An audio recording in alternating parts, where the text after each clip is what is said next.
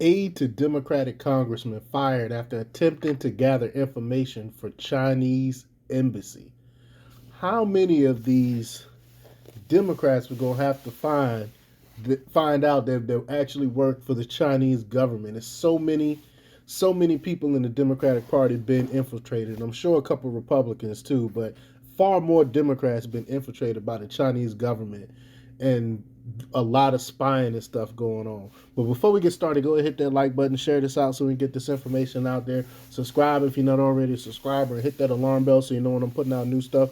Also, check out my link tree in the description. There's a link to my Patreon where I talk about things I can't talk about here. There's also a link to my Instagram where I put out tons of news throughout the day as well. So check that out. All right, let's talk about this news.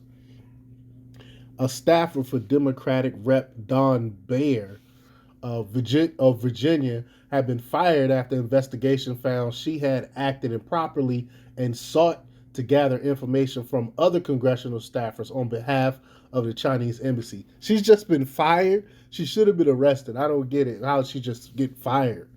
Mr. Byers' office said the lawmaker was unaware of such activities and deeply upset after being notified of the situation by the House Sergeant at Arms. The news was first reported by National Review. This is just crazy. Uh, Congressman Bayer was totally unaware of these activities prior to being contacted by the House Sergeant at Arms, Aaron Fritzner.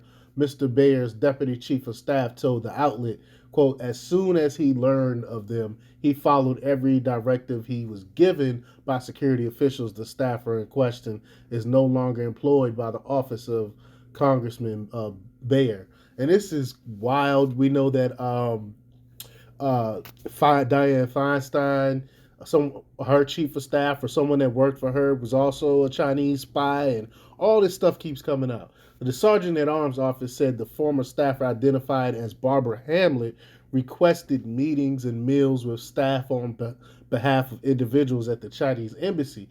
The office also reported that the staffer had sought to facilitate personal meetings between congressional staff and Chinese embassy staff in at least two Republican offices. See, so some Republicans also they try to set up and try to spy on.